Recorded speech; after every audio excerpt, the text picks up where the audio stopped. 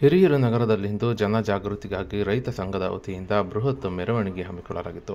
ಇನ್ನು ಕರ್ನಾಟಕ ರಾಜ್ಯ ರೈತ ಸಂಘ ಹಾಗೂ ಹಸಿರು ಸೇನೆ ವಾಸುದೇವ ಮೇಟಿ ಬಣ ಹಿರಿಯೂರು ಘಟಕದ ವತಿಯಿಂದ ಶನಿವಾರ ಮಧ್ಯಾಹ್ನ 12 ಗಂಟೆಗೆ ರೈತರ ವಿವಿಧ ಬೇಡಿಕೆ ಈಡೇರಿಕೆಗೆ ಆಗ್ರಹಿಸಿ ನಗರದ ಟಿಬಿ ವೃತ್ತದಿಂದ ಬೃಹತ್ ಮೆರವಣಿಗೆಗೆ ಚಾಲನೆ ನೀಡಲಾಯಿತು.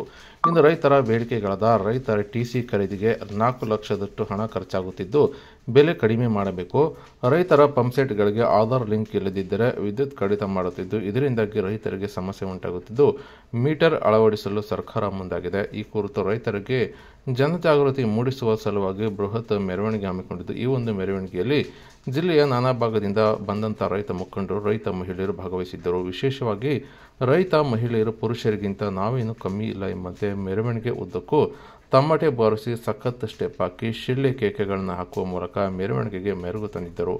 ಇನ್ನು ರೈತ ಮಹಿಳೆಯರು ಬಾರಿಸಿದ ತಮಟೆ ಸದ್ದಿನಿಂದಾಗಿ ಜನಜಾಗೃತಿ ಮೆರವಣಿಗೆ ವಿಶೇಷ ಮೆರುಗು ತಂದಿದ್ದು ಕಂಡುಬಂದಿದೆ.